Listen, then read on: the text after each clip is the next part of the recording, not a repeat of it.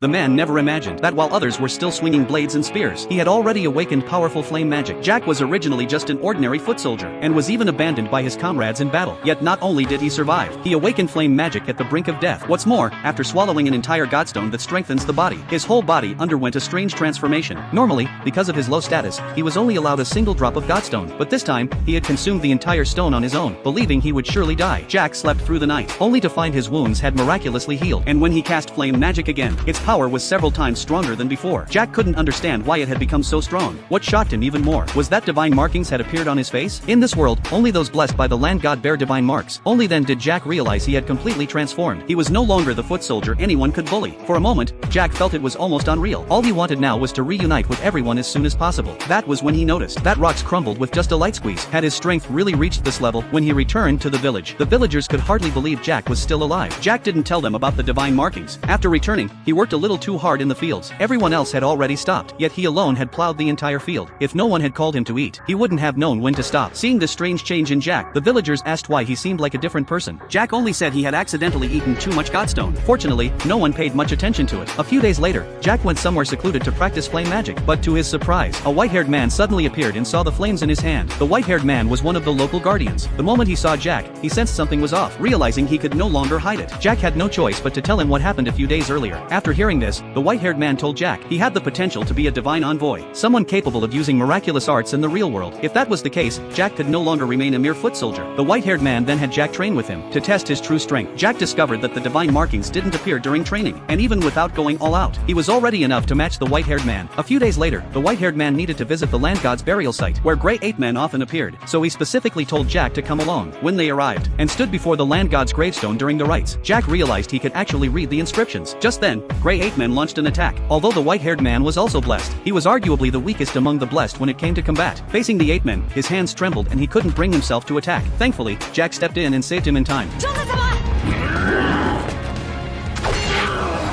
After returning to the village, Yuejie was criticized by her brother Ohar for her poor performance in battle. This only strengthened his belief that women learning martial skills was useless. As the two began arguing over it, the village chief stepped in to stop them. After Ohar left, Yuejie thought another round of scolding was coming, but instead, the village chief brought up Jack, because Jack's outstanding performance in battle had caught his attention. At the same time, Jack's display of overwhelming strength left his companions full of admiration. Even Elsa, a girl from the same village, fell for Jack.